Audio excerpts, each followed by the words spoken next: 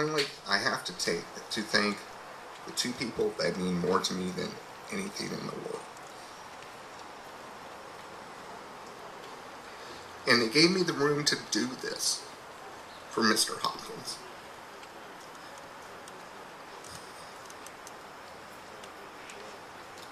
My wife, Janice Evans.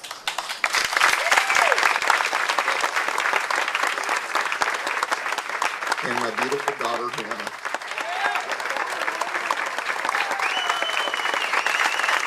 Who took that fateful journey with me to Mr. Hopkins' grave. Right now, though, to try and get this back on schedule, I'd like to introduce the next person who is one that I've come to consider as a mentor to me in my continuing research and efforts to honor Texas blues. Dr. Roger Wood is the author of 2 excellent books on Houston-related music. Actually 3. Down in Houston, Bayou City Blues, and Texas Zydeco. He is also co-author, along with Andy Bradley, of the recently released The House of Hits, the story of Gold Star Sugar Hill Recording Studios, which is here in Houston, and is actually one of the earliest studios to record Mr. Hopkins. Ladies and gentlemen, Dr. Roger Wood.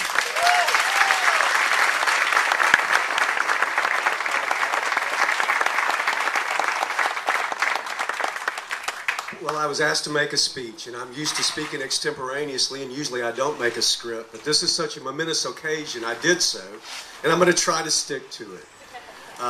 It's wonderful to see all of you here today. It is my honor to speak on this momentous occasion, celebrating, consider this folks, the establishment of the first formal historical marker to commemorate the achievement of any individual musician in the city of Houston.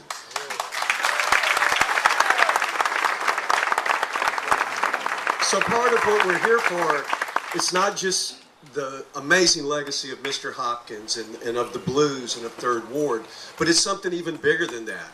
It's the cultural importance of music itself. And this city has so much deep music in so many genres that it is wonderful for the blues to lead the way in calling this type of formal recognition. We're also grateful to the veteran blues musicians who are here. I can't name them all. Some of them will be performing. But many of these folks, like my friend Mr. Robert Murphy down here, like Mr. Milton Hopkins, like Texas Johnny Brown and others, they actually performed with Lightnin Hopkins, and they're here today. And as they've continued to be part of our city and to tell us their stories and to share with us their music, they've helped keep his spirit alive, and we're grateful for that.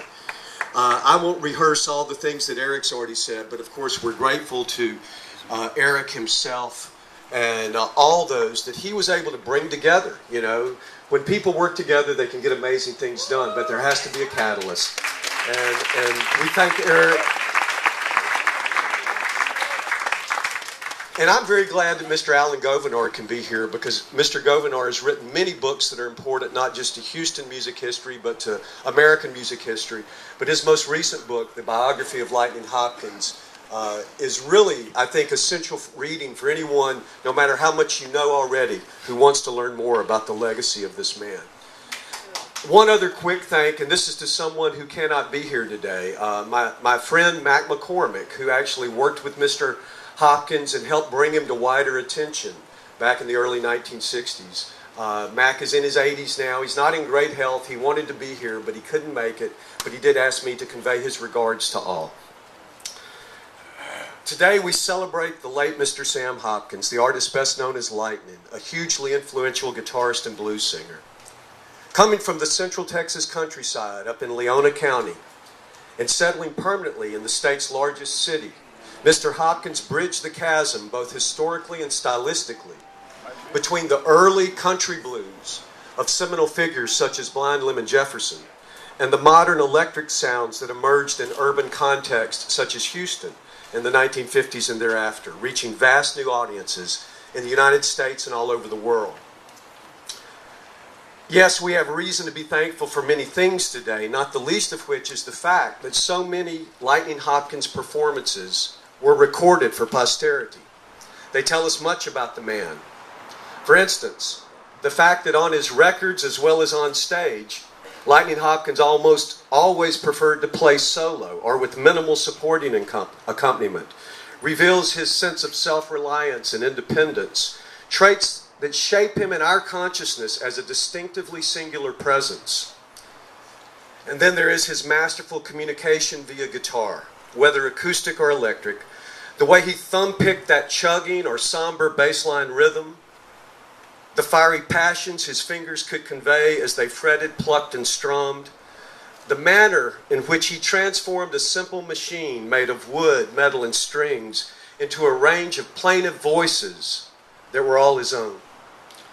Moreover, these records confirm for us again and again that Mr. Hopkins was a prolific lyricist. He composed and recorded several hundreds of songs, often based on variations on traditional themes, but energized by new ideas, both verbal and musical, that evolved in the spontaneity of his best performances. And since Mr. Hopkins is not here to speak for himself, I'm going to turn to a couple of relatively obscure recordings to hear and share with you a few of his words today. One is a pretty simple ditty recorded in 1964 called "Darling, Do You Remember Me?" It begins with these lines: "Just to say hello, little darling. Do you remember me? Now it's been a great long time. I just want to let you see. Hello, speak to me. I've been wondering, where can my little darling be? And it's been such a great long time, darling. Do you remember me?" Now at this point on the record, there's a wonderful, mournful, pleading guitar solo. And he comes back to say, "I've been places way overseas. That's why I know you done forgotten all about poor me. But just to say hello, do you remember me?" If we could speak directly to that voice on the record, we could assure him today that, yes, Mr. Hopkins, we do remember you. That is precisely why we gather here today. And yes, sir, it has been a great long time, almost 30 years now, since you were among us, your fellow Houstonians. It has been so long, in fact, that many of us who are here today never actually got the chance to cross paths with you on the streets of your beloved Third Ward. Never had the pleasure of conversing with you, and in most cases, never even witnessed firsthand one of your now legendary musical performances. Yet as our presence here today demonstrates, and as this officially sanctioned Texas historical marker now and forever after will attest to fellow Houstonians and to visitors alike, we do remember you. Mr. Hopkins, we recall you proudly with awe and admiration. Given what we have learned about you from the words that you sang on records and from words that others have published in numerous books, liner notes, and magazines, we might also presume, sir, that you might find our presence here and this gesture of our civic pride hard to believe. But like the enduring cultural legacy of your astonishing creativity, it is now an established fact, Mr. Hopkins. Your adopted hometown of Houston and the state of Texas formally remember you and have taken steps to ensure that others in time to come will do so too. Truth be told, I for one am not sure how Mr. Hopkins might feel about all this attention. In a February 1982 Houston Chronicle article about the death of Lightnin Hopkins, for example, his physician and longtime manager, Dr. Cecil G. Howard, was quoted as asserting, "He didn't socialize in crowds, only performed in them." And as Mr. Govinar's biography and many other sources have yielded insights about the private man, we get the idea that Sam Hopkins developed a public persona, Lightnin, which in a sense, and I don't mean this in a negative way, but which in a sense he wore like a mask. And this was perhaps particularly true after his rediscovery by younger, predominantly white audiences in the 1960s.